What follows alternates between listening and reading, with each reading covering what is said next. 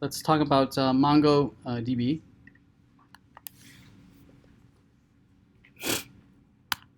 So as I mentioned earlier, the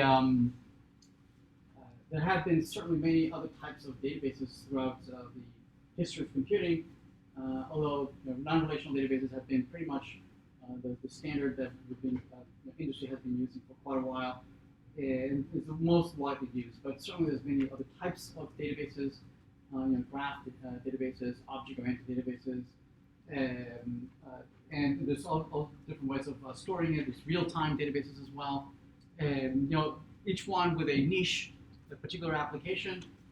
But mostly what we've seen in industry is relational databases. So today we'll just consider an alternative to relational databases, but they all fall in the umbrella, the NoSQL databases, right? And in particular, we're going to look at MongoDB. And although there's quite a few others, Cassandra, CouchDB, Redis, DynamoDB, there's tons of these. There's real-time databases as well, and they all try to somehow, reuse or some of the idiosyncrasies that we already became familiar in relational databases. So typically we like to be able to do some CRUD operations on this data, where we want to be able to read, we like to be able to update, delete, manipulate the data, and oftentimes they'll try to make it as easy as possible to transition from a relational database and bring on all the familiarity of using relational databases onto non-relational databases.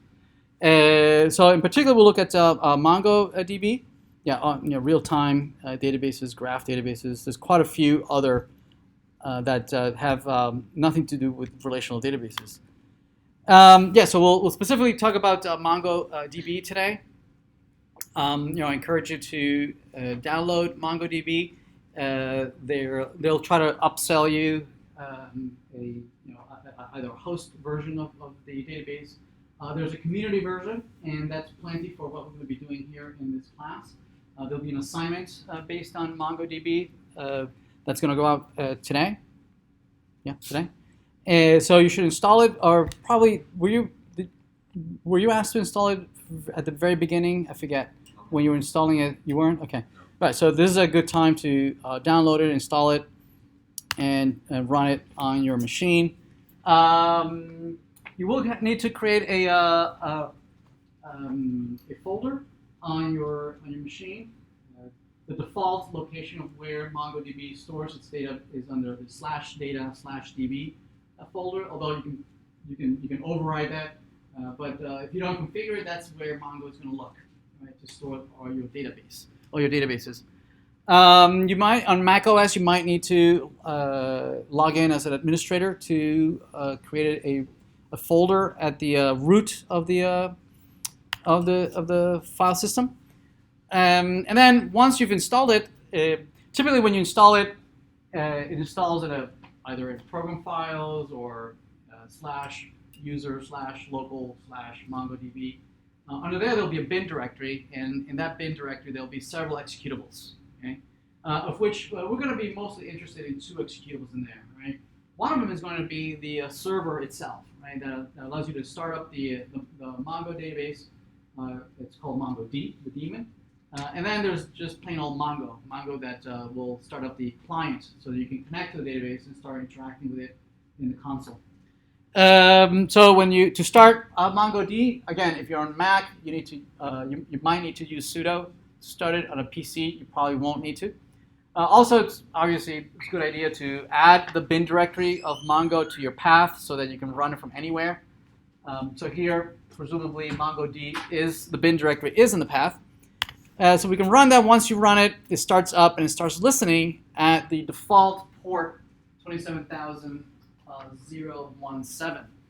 Once the server is up and running, you can connect to it with the client and start interacting with it. So the Mongo client, the other executable that we're interested in is the Mongo client, which again you can start it from the command line as Mongo. When it boots up, it by default it'll try to connect to 27017. Once it's connected, you can start interacting with the database. So just a couple of commands here. You can list the databases that are already there, show DBs, and it'll show you the current databases that are in your /data/db directory. And in our exercises, just to learn about MongoDB, we're going to revisit the same data model that we explored just a few weeks ago. We were exploring this data model, but we implemented it using a relational database, right? Using, and we showed you, we talked about how we can model all these different types of relationship using a relational database. So let's revisit that same data model and see how we can model the same data model, but using a non-relational database such as Mongo. Okay, we'll see that certain things are the same, certain things are not, certain things that you can do with one you can't do with the other, and we'll point those out. Okay, so first of all, creating the database is as simple as using the command use whiteboard, and there it is. You're already switched over to the database. So there's no creation of a schema. In fact, there is no schema in a non-relational database. There is no declaration of a table or the structure of the data. It's very free form where you can create your data sets and you can pretty much store whatever you want in there, right? For those of us who come from a relational world, it's jarring. It's somewhat appalling that there is no schema. But yeah, that's the case here. So for instance, to create schemas, to add data, we're going to use the commands that they all start with db dot, followed by the data set or the collection of data, right? Or the equivalent of what we call tables, right? In here, the equivalent of tables in relational databases, the equivalent here in non-relational databases, or Mongo anyway, is collections. Right, so instead of tables, we're going to refer to collections, right? And so whenever you want to interact with a collection, you say db dot the name of the collection and then a command. And usually these commands are your various CRUD operations. Be able to insert, be able to retrieve data, update data, remove data, all the CRUD operations that you would expect. And depending on the operation, you can have an optional arguments, for that particular operation to execute. So if you want to insert into a user's collection, you might say db.users.insert, right? And then the data that you want to insert into the user's collection. Okay. So here's an example of inserting into a user's collection. So db.user.insert, and the arguments to insert data into that user is to use a JSON object, right? So right here we have our first clue that this is not a relational database, right? That we should better think of this as an object database, right? It's a database that allows us to store collections of object instances, right? And then be able to retrieve them, right, by using all sorts of criteria. Retrieve for me all the objects whose property XYZ is equal to something else, right? Or it's between these and that, right? So retrieve for me all the employees whose salary is between $10,000 and $30,000 a month. And so this I would return all the employees as an array of objects that might meet your criteria. Okay. Also, another point that's a hint that this is not a relational database is that these are properties, right, with their values. In this case, the values are just plain old strings. But since this is JSON, we could go further, right? These objects could be as complex as we want them. These could be objects that contain attributes. The values of those attributes could be other objects. Right? It could be arrays of objects. So this could be arbitrarily complex objects that we might store in there, right? Which is again somewhat jarring from coming from a relational database. Typically, some complex data type, we usually break it up into multiple tables, right? Because in a table, each record or each field typically is just a primitive data type. Yes, it's a var char, it's a date, it's a number, but never another record, right? The value of our properties or of our fields typically would not be another record. It could be a reference to another record, but never an actual record stored in there. And whereas over here, it's arbitrary. You can have as complex as you want. Whereas to achieve the same complexity in a relational database, you would have to again split it into multiple tables and tie them together with foreign key, primary key. Yes, so that you would have to walk these relationships to rebuild the entire original data structure. Whereas over here, we are actually encouraged, to store complex data types, right? Of fairly, the entire object, even the entire object that you would need to just send over to the UI and just render what you need to render without having to do joins, without having to rebuild the data, right? From joining multiple data sets, right? To rebuild the original data structure. Make sense? Yes. Yeah.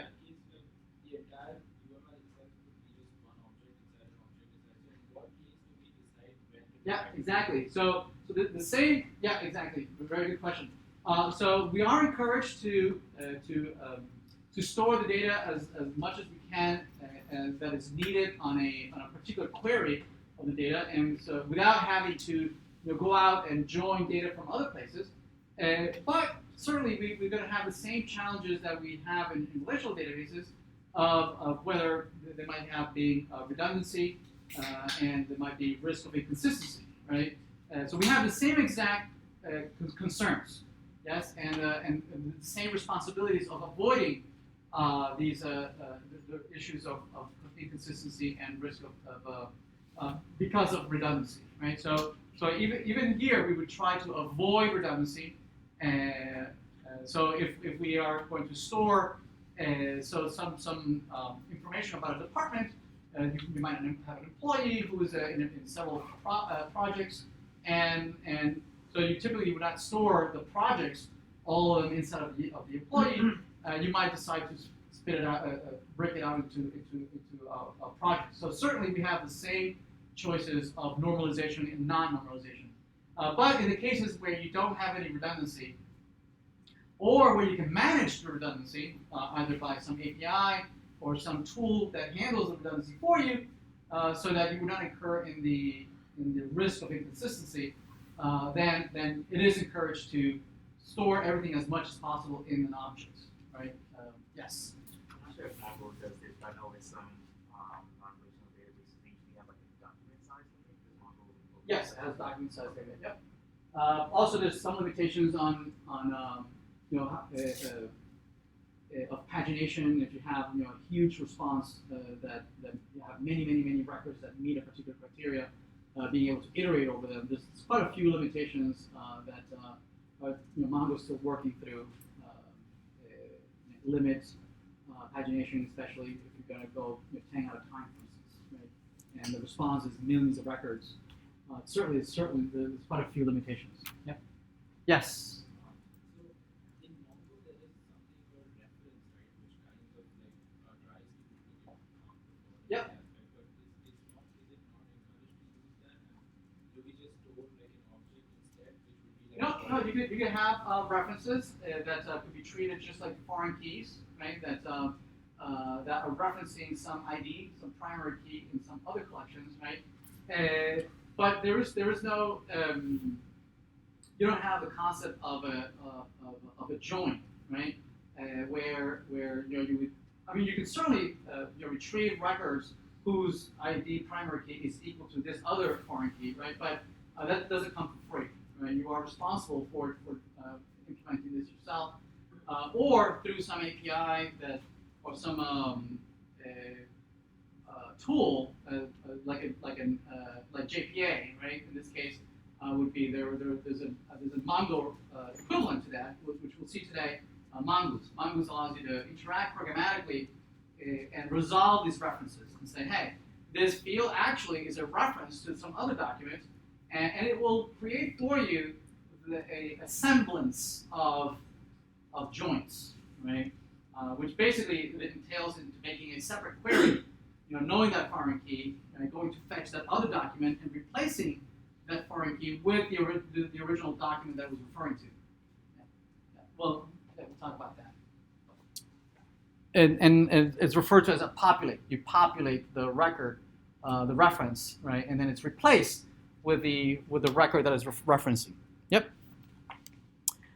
So we created here a particular user. Notice that nowhere do we actually create the collection user. Typically in a relational database, you would first create the table, right, and you specify what are the fields and the data types, right, and then you start inserting. Here, there was no such step. We skipped over, right, and immediately started inserting into our user collection. And by just inserting into the user collection, it creates the collection for us, right? And it doesn't really care what the structure of the data you store in there. You can store whatever you want. You can do misspellings of usernames and first name. It won't validate anything for you. It won't validate the field names are correct. It won't validate the data types are correct, right? All that is being delegated to the application level. Right? The application level is responsible for doing all this validation. Right? Instead, Mongo is focusing on what it does best. Right? Is optimizing the storage and retrieval of the data. Right? Assuming that there is already a layer in between before MongoDB that is going to do all this validation for you anyway, right? Before it ever reaches the database. Although you can create functions that can validate, right, and throw exceptions if if certain things go wrong. Yes. So if we were to misspell one of the column names, we'll just create another column and just add a Yep. column. Well, there are no columns, right? There are no We'll columns. just It's an create a object, field. right? And each object could be different schema, right? Of a different structure. Not that you would do that, right? Obviously, it would not be a good idea that if you have a collection of users, that each object would have a different structure, right? You would try to avoid that, Yeah. right? But there are cases where the structure is malleable, right? And it could change over time. Medical field is very common that is tracking certain parameters, medical parameters, and as patients come in and as they're doing their study, there's something else that I want to track, right? And so if my schema doesn't allow me to do that, right, I would need to somehow alter my data because I need a new column. Here it would just add on to whatever new field you would need. So also like while inserting into the table or collection, Yeah. if we make a spelling mistake Yeah. with user, it's going to create a whole. Yeah, we create a brand new object with some other field. So it's a layer. We need to put these restrictions. Yeah, or exactly. You would exceptions. have you can create functions that can look at the inserts first and run some validations for you, but that's not for free, right? What typically happens is that you don't do this manually, right? There is a layer of abstraction, some application like we'll talk about today, Mongoose, that you programmatically interact with it, never directly.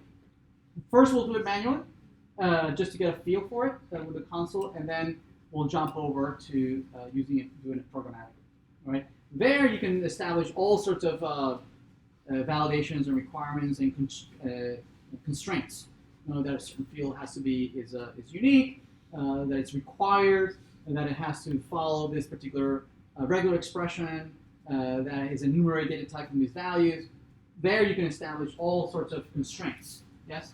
And it will enforce them and throw exceptions if you don't follow that. Yes? Is it case sensitive or I'm sorry? is it case sensitive? Yes, it's case sensitive. Yep. So here's a Mongo. So each record, right? We're not going to call them records anymore. Instead of records, we'll call them documents. Right? So we're going to be inserting these JSON objects that we're going to refer to as documents, right? And each document, it can consist of a number of fields, and each field can be of different data types. Certainly strings, numbers, arrays of objects, of nested objects. Yes. So to confirm, like in a collection, I can have a lot of different documents, and they can all have different Yeah. fields. Nobody's going to care. Okay, got it. Thanks. You'll care later when you actually Right, try to right, implement right, it okay. and try to retrieve it and map it to something in your data model in the application. It might make no sense to you.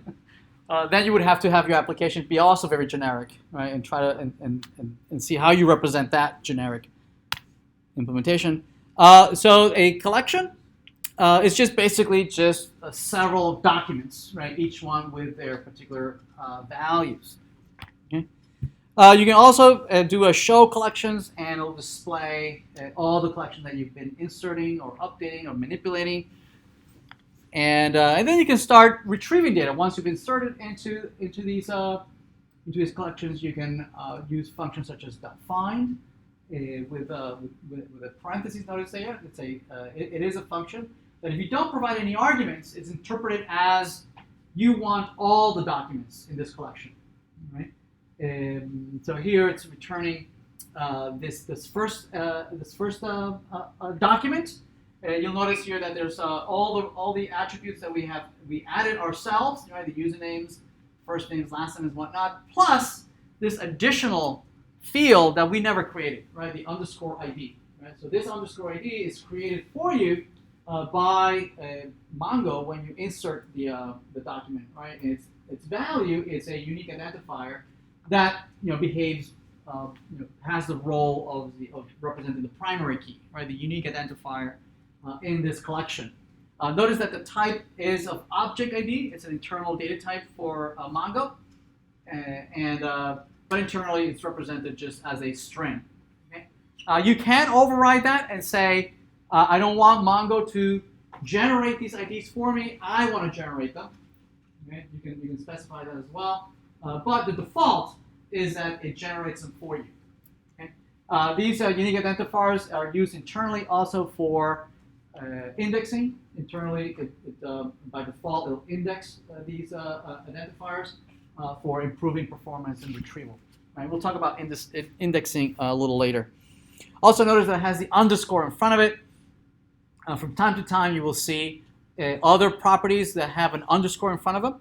Usually, these fields are managed by Mongo, right? You'll have underscore, double underscore, or something. Right? These are fields that the database uses internally for maintenance purposes and its internal working. Oftentimes, when it displays, it's hard to read. After you retrieve data, you can specify after the finder. Here, you can specify other functions that can act on the values that come back from the database. So, for instance, .pretty, pretty much does what it says, right? It pretties the results so that it's easier to read for us human beings, right? So it adds white spaces so that we can parse it easier. You can also so the default for find, right? If you don't specify any arguments in find, it just returns all the documents. Or if you can specify a criteria by which you want to return or retrieve something, you can specify a particular value as a JSON object. Notice the find and then the object here, underscore ID. It says, hey, I want to retrieve that one element, right? That one document, right? So it'll retrieve the document that matches. You can also filter by username, first name, last name. You can actually combine multiple matching fields, right, by doing a comma-separated JSON object as an argument to the finder. Right. So, for instance, here we're retrieving the object whose username is Ada, so it returns that one element, that one document. Or you can specify multiple. You can say, I don't have an example here, but we'll see in a minute. You can specify not just a username. You can also specify other properties. So finder, the first argument to find is the matching criteria that I want, the objects that match this criteria, right? Find also has an optional second argument, which allows you to do projection. So the first one is the select, right? That allows you to do the where clause, right? So the first argument is the where clause. The second argument is the projection. Which fields do you want? right? And maybe you don't want all the fields. You only want the subset of these fields, right? So here we're saying, here too you can provide a comma-separated list of fields, and the values is 1 if you want it, and -1 if you don't want it, okay? Notice that ID, even though we didn't ask for it, right? ID always comes back, right? And you can, if you don't want the ID, you have to explicitly say that you don't want it. Right? So you can say, comma underscore ID, :-1. All right, so let's take a look at implementing a couple of sections, right? Let's just visit multiple spots in this UML diagram and see how we can implement various relationships, collections, and whatnot. Okay.